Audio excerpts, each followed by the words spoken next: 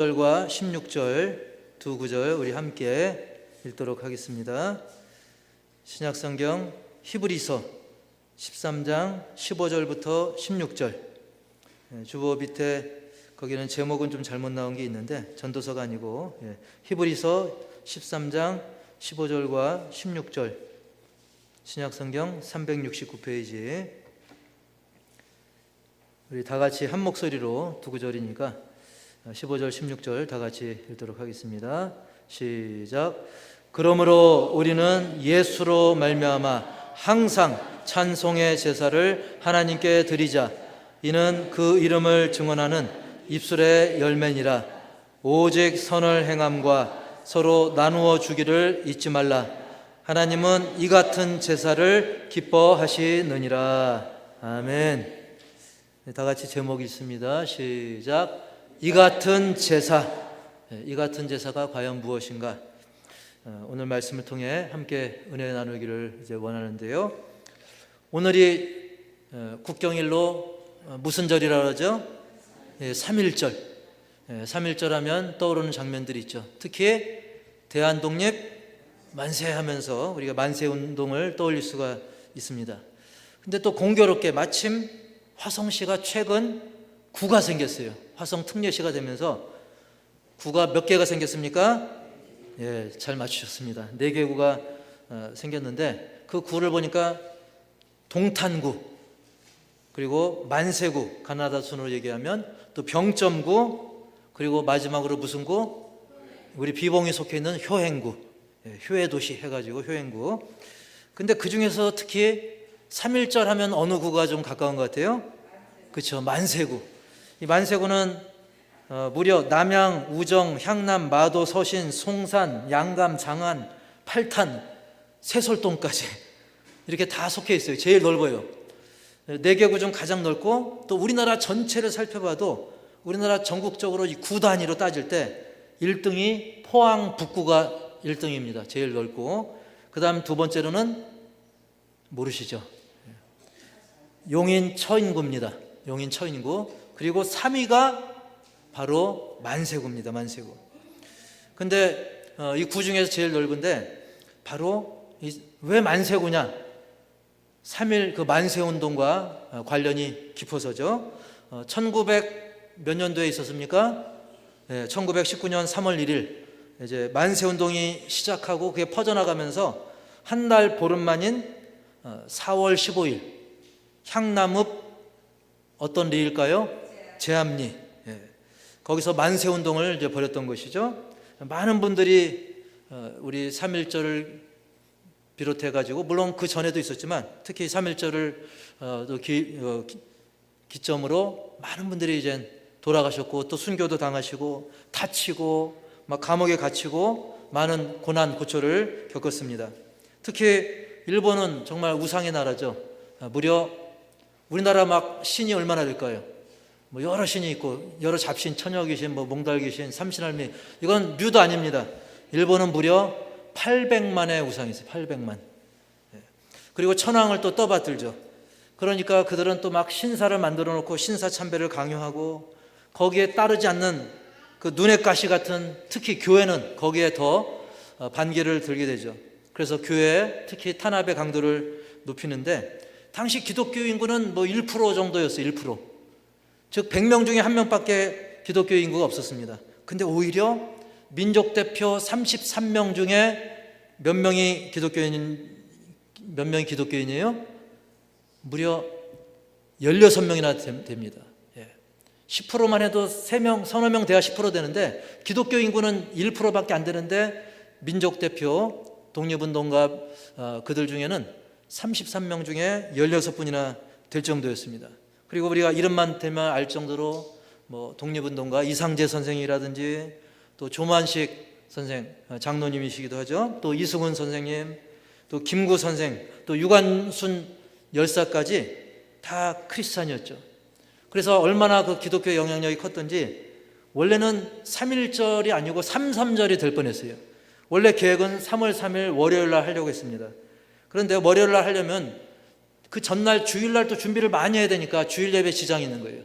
그래서 많은 우리 기독교인들이 좀 땡기자, 해서 3.1절로 바꿀 정도로 많은 영향력이 있었던 것입니다.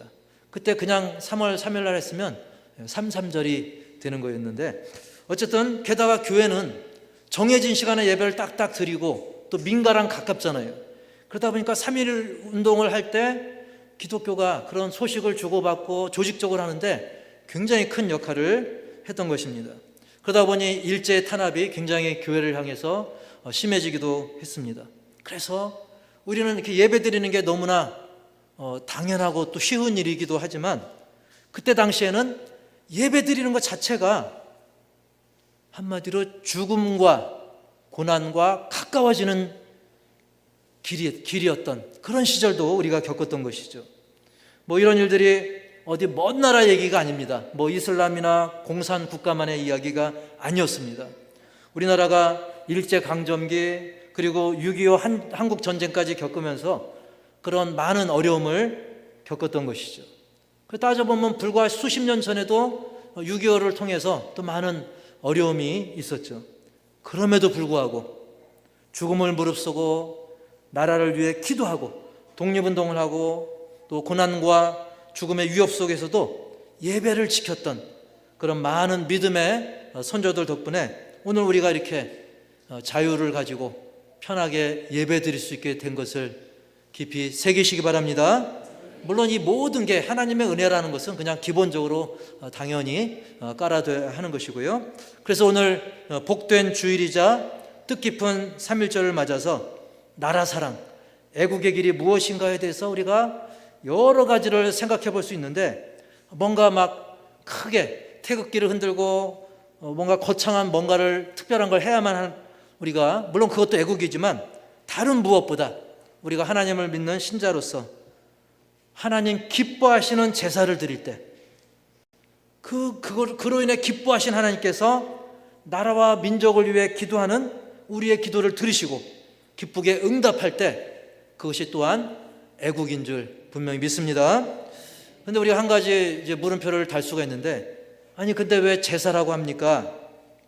혹시 유교나 어떤 민속 제사, 그 미신 따라하는 거 아닙니까? 아닙니다. 오히려 이 제사라는 것은 창세기 때부터 하나님께 드리는 제사가 먼저 나옵니다. 뭐 가인의 제사, 아벨의 제사, 오히려 하나님께 드리는 제사가 먼저고, 나중에 훗날 이방 종교, 우상, 무속, 사이비 등이 그걸 따라한 거예요. 물론 좀 잘못 따라하긴 했지만. 그렇기 때문에 우리가 하나님께 제사한다는 것은 이미 먼저 있었던 사실을 기억하시고, 그러면 과연 하나님께서 기뻐하시는 제사가 과연 무엇인지 우리가 살피고 실천하고 적용하기 원하는데요. 우선적으로는 찬송의 제사입니다. 무슨 제사요? 찬송의 제사. 오늘 15절에 나오죠. 15절. 제가 만든 말이 아니고 15절에 나옵니다. 시작. 그러므로 우리는 예수로 말미암아 항상 찬송의 제사를 하나님께 드리자. 이는 그 이름을 증언하는 입술의 열매니라. 아멘. 이 찬송회라고 하는 것은 원래 의미로는 칭찬한다, 또 높여드린다, 그런 의미가 있어요. 즉 찬송의 제사, 찬송의 예배라고 하는 것은 우리를 구원하신 하나님을 높여드리는 행위입니다. 높여드리는 말, 찬송, 예배. 그래서 우리가 이 찬송을 통해 또 예배를 통해 모든 영광 하나님께 올려드리는 그 귀한 시간이 지금 우리가 드리는 이 시간인 거예요. 우리 하나님은 정말 위대하십니다. 하나님은 사랑이십니다. 등등 그 행위를 하는 것이 바로 찬송의 제사, 찬송의 예배인 것이죠. 사실 우리는 감히 하나님을 예배할 원래는 그런 자격도 없었습니다. 완전 죄인 중에 죄인이었죠. 하지만 우리를 위해 대신 죽으신 그 예수님 때문에, 우리가 그 예수님을 믿는다는 그 사실 때문에 우리로 하여금 하나님을 찬양할 수 있도록 해주신 거예요. 그래서 예수로 말미암아 라고 15절에 기록하고 있는 거죠.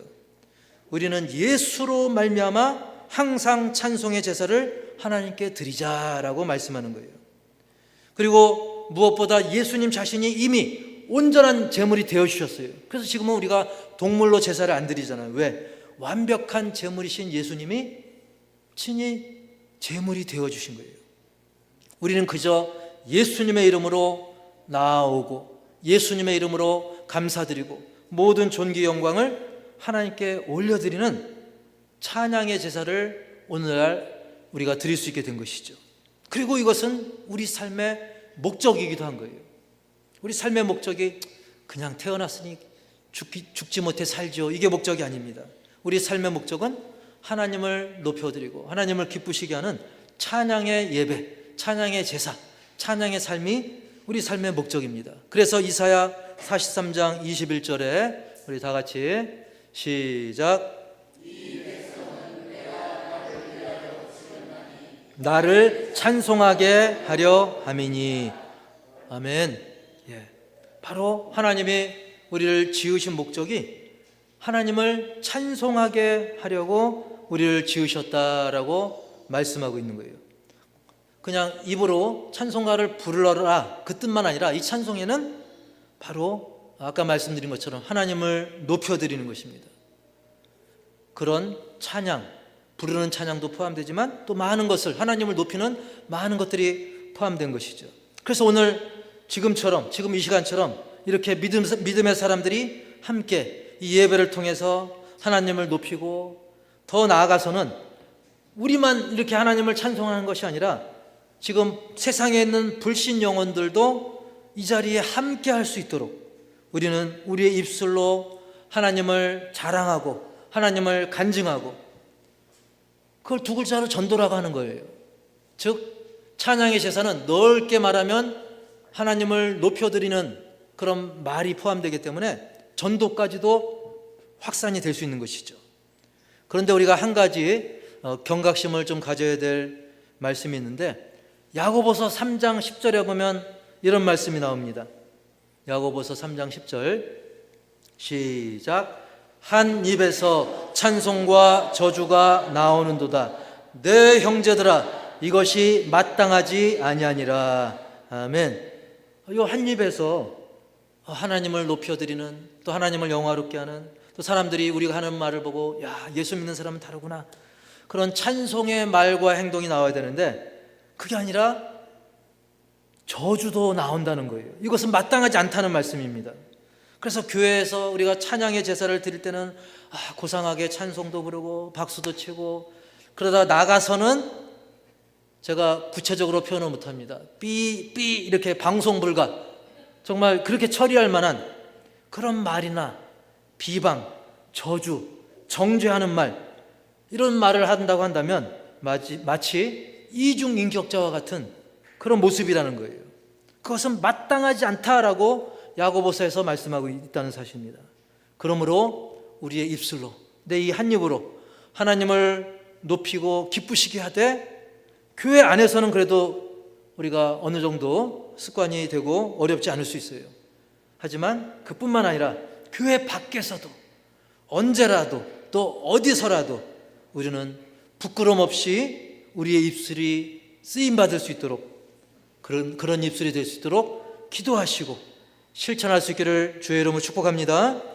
특히 이 말이라고 하는 것은 쓰는 대로, 사용하는 대로, 우리가 하는 대로, 말하는 대로 그게 습관이 됩니다.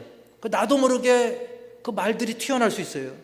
이런 삐리리 어쩌고저쩌고, 이게 나도 모르게 막 습관이 돼요. 여러분 TV 보시면 막 어린이, 청소년, 심지어 초등학생들도 막 말끝마다 양념 치듯이 막 욕설이 나오는 경우가 있잖아요. 이게 습관이 되는 거예요. 근데 본인은 그걸 잘 모를 수도 있어요. 그래서 프로그램에서 그걸 찍어가지고 보여주면 깜짝 놀라죠. 내가 이랬나? 그게 습관이 되는 거예요. 그래서 오늘 말씀 중에도 아까 16절 읽을 때 보면 항상 찬송의 제사를 하나님께 드리려 했어요. 항상 지속적으로 습관이 되도록 해야 된다는 거예요. 이 예배당 안에서 우리가 찬양하고 그런 것도 중요하지만 우리의 삶 속에서도 항상 그 찬송을 떠올리라는 거예요. 내 일상의 언어를, 내가 일상에서 하는 말을, 심지어 혼잣말이라도 누가 들으셔요? 하나님이 다 들으신다는 거예요. 내가 그냥 운전하면서 하는 말, 또 식당에서 하는 말, 그리고 지나가다 하는 말, 저 다리 밑에서 다리 위에서 하는 모든 말, 사람들만 듣는 게 아니라 하나님은 다 들으신다는 거예요. 그래서 우리가 좋은 말, 찬양의 언어가 습관이 되도록 기도하시고 계속 자신을 돌아보시고 또 하나님 도와주옵소서. 내가 입이 좀 겁니다. 하나님 도와주소서. 좋은 습관이, 그런 좋은 찬양의 언어의 습관이 되기를 주님의 이름으로 축원합니다. 두 번째로는 무슨 제사입니까? 선행의 제사, 선행의 예배인 것이죠. 16절에 나왔습니다. 16절 시작. 오직 선을 행함과 서로 나누어 주기를 잊지 말라. 하나님은 이 같은 제사를 기뻐하시느니라. 아멘. 우리가 입술로 찬송하고 우리 사람들 간에도 좋은 말까지는 그럴듯하게 해요. 찬양의 언어를 사용합니다. 그런데 딱 거기까지만 한다? 말로서 끝인다?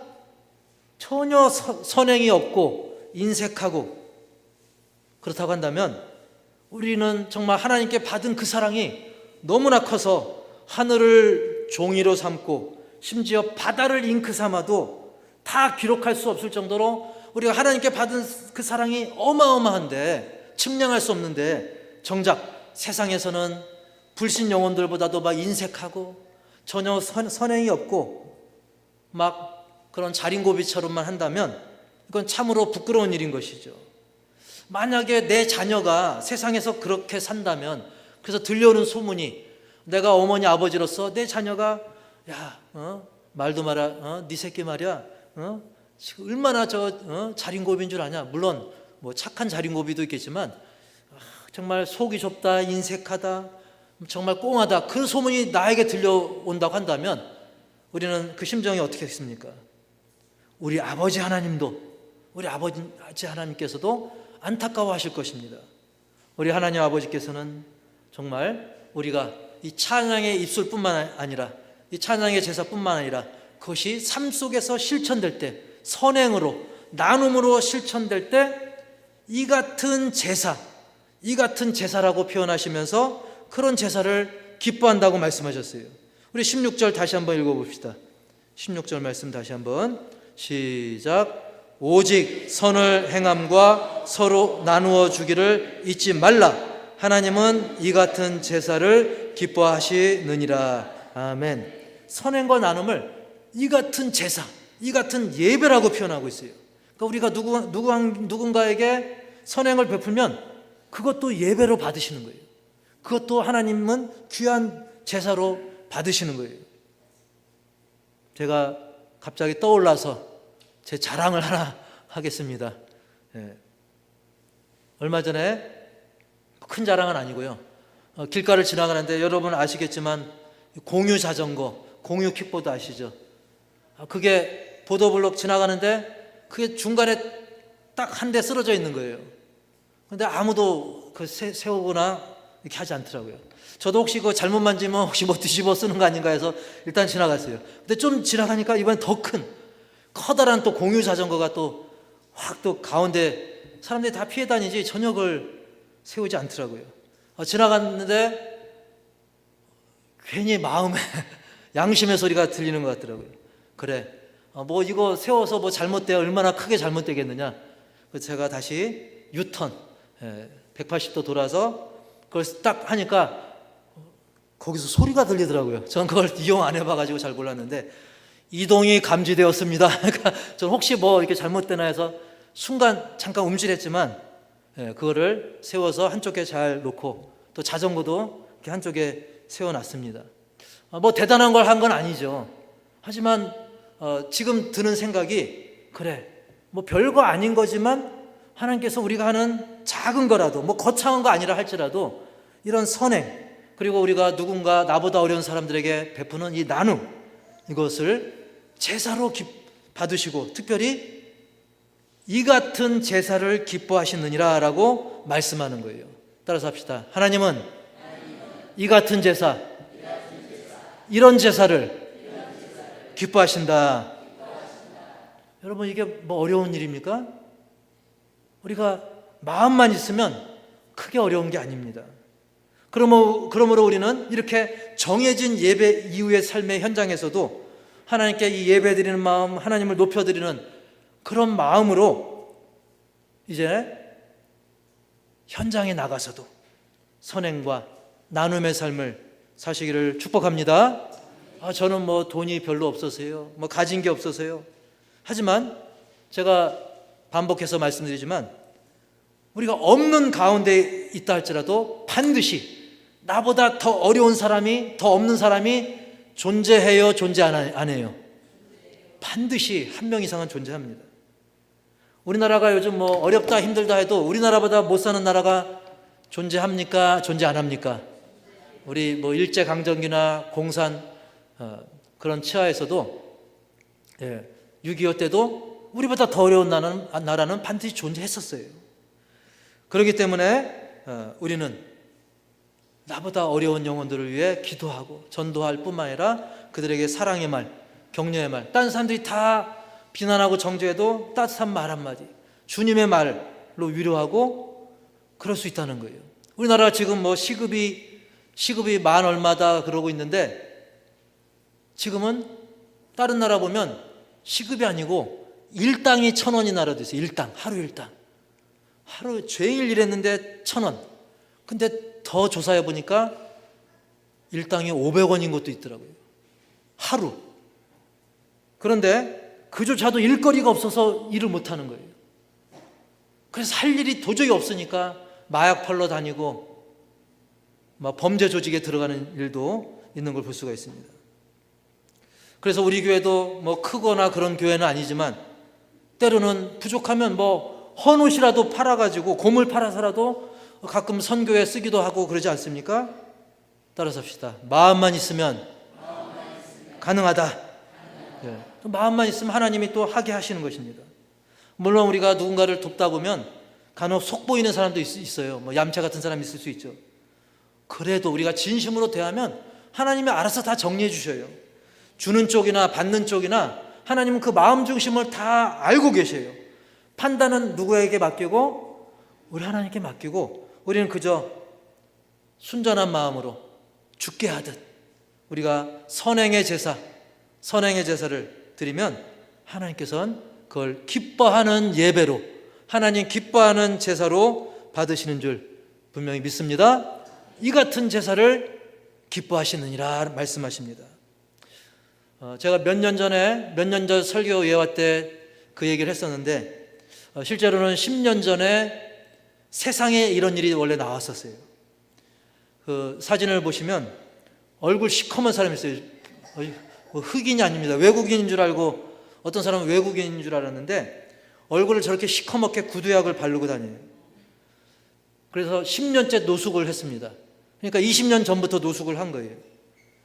심지어 겨울에도 막 이렇게 바르고 다녀요. 그리고 저 앞에 있는 남자가 아니고 여자인데 같이 이란선 쌍둥이 남매입니다. 근데 이렇게 막 충격적인 모습이죠. 그러다가 결국은 막 인터뷰도 거절하고 막 그러다가 나중에는 속이 시원할 정도로, 보는 사람이 속이 시원할 정도로 다 깨끗하게 씻어내는데, 다음 페이지 보시면 저렇게 샤워해가지고 딱 얼굴이 이제 바뀌었죠. 어떻게 이렇게 됐냐? 그 취재진들이 계속해서 그냥 사랑으로 설득한 거예요. 계속 거절해도 따라다니면서 그래도 막 또 진찰 받게 해주고 막 그러니까 그들의 꾸준한 친절, 관심, 사랑 때문에 나중에 이제 변화가 되더라고요. 하물며 우리 그리스도의 사람이면 어떻게 해야 되겠습니까? 저 남매는 막 10년 이상 방치되고 그랬는데 그 TV 관계자들의 그런 노력 끝에 저렇게 변한 거예요. 하물며 우리 그리스도인들이라고 한다면 우리 주변에 소외되거나 좀 나보다 정말 요만큼이라도 형편이 안 좋은 사람이 있다고 한다면 우리는 주님의 사랑으로, 주님이 내게 해준 것 그만큼의 100분의 1도 안 되더라도 우리는 정말 작은 것이라도 돕는다면 그것이 바로 선행의 제사고, 또한 그것이 하나님이 기뻐하시는 예배자의 모습이라는 거예요. 그런 모습이 저와 여러분의 모습이 되기를 주님의 이름으로 축복합니다.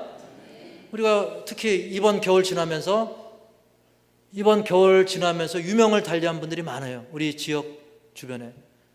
그 기회가 항상 있는 게 아닙니다. 우리가 그들을 사랑할 기회, 그들을 도울 기회가 항상 있는 게 아닙니다. 어느 날 어떻게 될지 모릅니다. 우리가 이 선행의 제사, 하나님이 기뻐하시는 예배를 놓치지 마시고, 그 다음에 순종의 예배입니다. 사무엘상 15장 22절에 보면 다 같이 시작.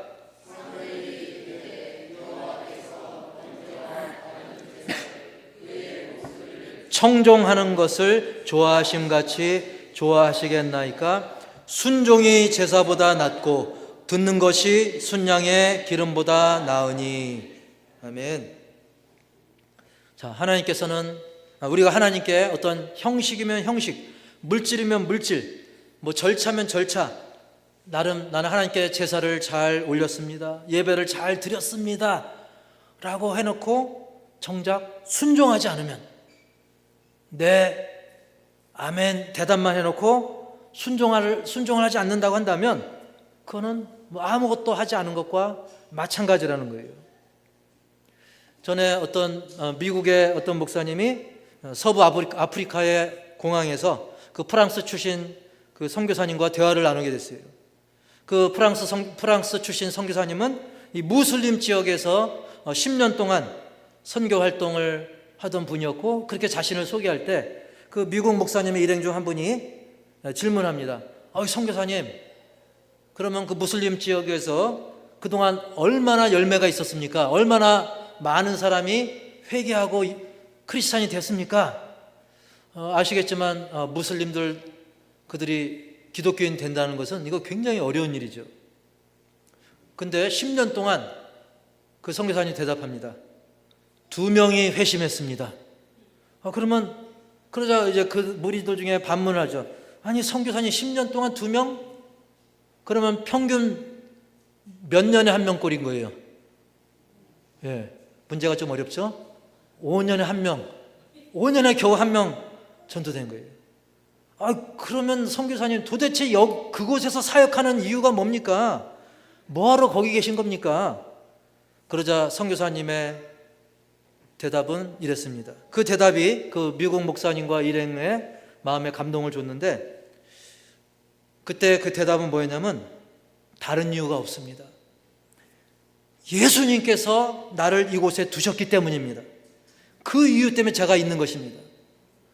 열매가 얼마나 많았는지 적었는지 그게 중요한 것이 아니라 주님께서 나를 이곳에 보내셔서 나로 하여금 이곳에서 복음을 전하게 하셨습니다.